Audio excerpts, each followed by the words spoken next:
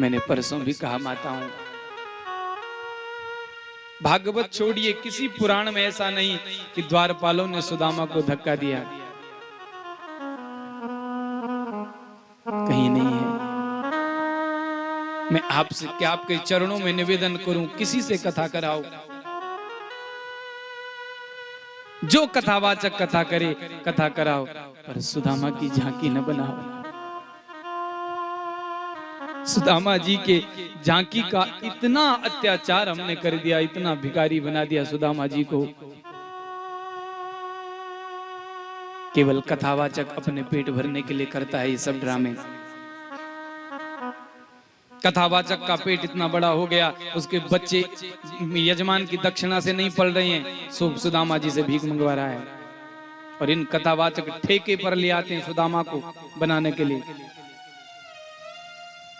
मुझे कहने में संकोच नहीं, बुरा लगे सो लगे।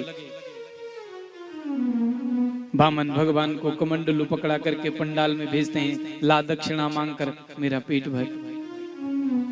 अरे यद्यपि सुदामा की झांकी बना भी दी, तो सुदामा जी को सीधे भगवान के पास ले आओ और उनके पास जाकर के चावल दो कि हम इस लायक नहीं कि अपने चावल भगवान को दे। हे सुदामा जी, आप ये चावल भगवान को भोग लगाना। इस भाव से बन जाए तो कोई बात नहीं, पहले बनानी क्यों है झांकी? वो तो नरोत्तम दास जी हुए एक, जिन्होंने अपना एक भाव लिखा, धोती फटी सिलटी कि धोती फटी है, पांव में छाले लगे हैं। हा? लेकिन सुदामा जी भिखारी नहीं थे। सुदामा जी हम ब्राह्मणों का मान है, सुदामा जी हम ब्राह्मणों का सम्मान है, सुदामा जी हम ब्राह्मणों के प्राण हैं। इसलिए इन कथावाचकों को समझाओ जो अपनी कथाओं में केवल इन झांकियों को माध्यम से 3 घंटे कथा में नाचते रहते हैं। और इनको समझाने का काम श्रोताओं का है, यजमानों का है। क्योंकि हम तो चाह ही रहे हैं कि कितना माल आप लाएं और अंदर ले जाएं हम। अरे कौन नहीं चाहता भाई? मैं तो चाहता हूं एक कथा से मेरी 2 मंजिल बन जाए। क्या मैं नहीं चाहूंगा? कौन नहीं चाहता ऐसा? लेकिन ईमान भी तो कुछ होता है। अरे उस भगवान को भी तो हमने उत्तर देना है जिसने यहां भेजा हमें। कम है क्या? ब्राह्मण को कम मिलता है क्या? अरे क्या दिया हमने? हम आज डबराल जी के यहाँ रह रहे हैं, सुबह मैया आकर के फूट फूट करके रोने लग गई, तुम यहाँ से शाम को जाओगे। 7 दिन क्या दिया हमने? ऊपर से जो भी लिया आपका लिया, फिर भी आप रो रही हो, आप शाम को जाओगे।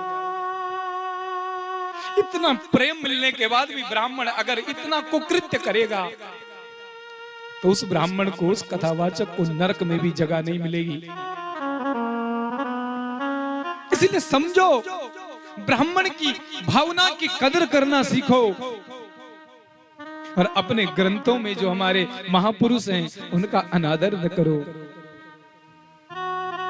जैसे ही सुदामा को द्वारपाल ने कहा कि कृष्ण कहां है, द्वारपाल ने सुदामा को धक्का नहीं दिया।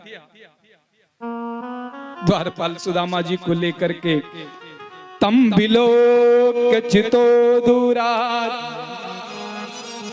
सीधा जहां भगवान अपनी रुक्मणी के साथ बैठे थे वहां ले गए। क्योंकि भगवान ने तो पहले कहा है, ब्राह्मण और भक्त मेरे घर में कभी भी आ सकते हैं।